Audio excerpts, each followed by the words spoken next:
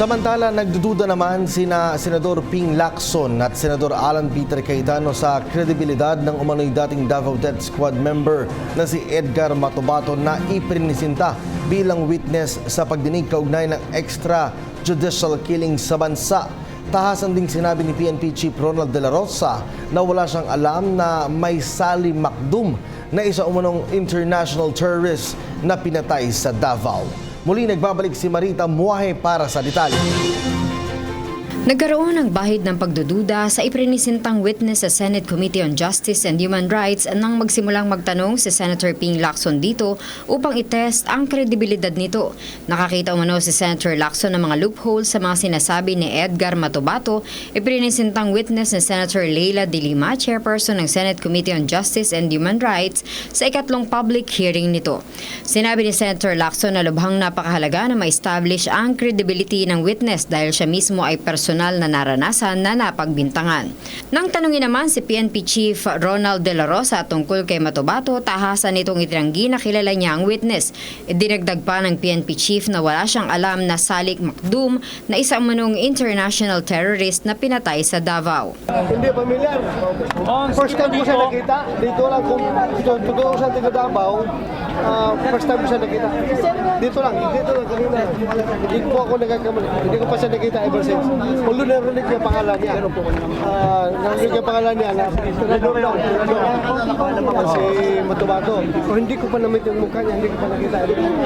Ang witness na si Edgar Matubato ay umaming miyembro ng Davao Death Squad at marami na umanong pinatay. Nakasama niya rin umano noon si De La Rosa. Samantala, itinaas din ni Senator Tito Soto ang kalagayan ng mga biktima ng mga kriminal na gumagamit ng bawal na gamot. Tinanong niya ang Commission on Human Rights kung tinitingnan din ba nila ang mga ito na ayon sa kanya, simula lamang ng Enero ng taong ito ay umabot na ng 1,350. Masyado tayo nakafocus doon sa mga napatay sa police operation, mga vigilante killing. Nakakalimutan na natin na nagtatrabaho yung Philippine National Police. 16,891 ang arestado sa mga operations. Hindi pinapatay lahat yun dahil hindi nagre-resist. Ang nagre-resist yung 1,105 according to your records, hindi po ba? So Yes, dapat sir. mabigyan din natin ng highlight yun at wag yung puro the other side na dinidiinan ng gobyerno. So for the record, I want a report from the CHR.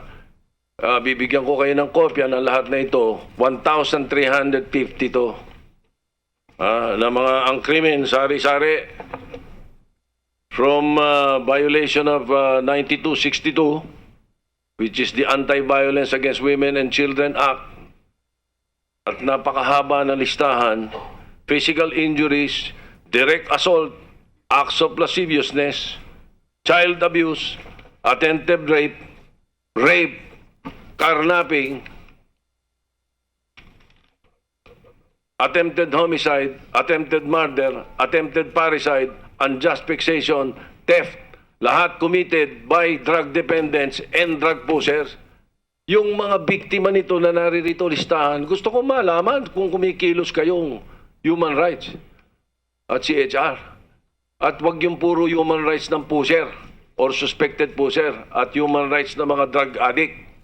Questionable umano ang kredibilidad ng witness na si Matubato at ayon pa kay Senator Alan Peter Cayetano, bahagi lamang ito sa plano na mapatalsik si Pangulong Rodrigo Duterte mula sa pwesto. Ang nakita nyo ngayon ay obvious na plan B ng iilan sa Liberal Party para pabaksakin ang ating Pangulo para bumalik sila sa kapangyarihan.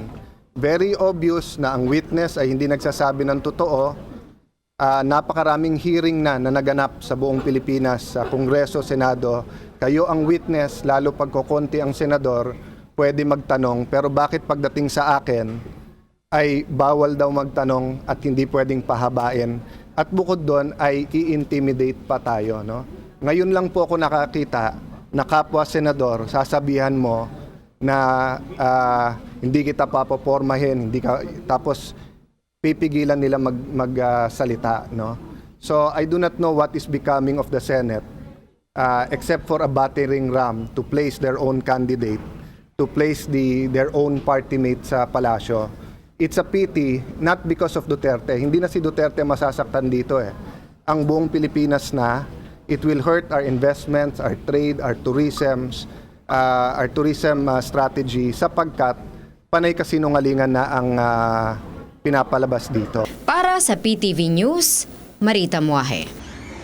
Ako po si Cathy San Gabriel. Subscribe na sa PTV YouTube channel. I-click lang po ang subscribe button.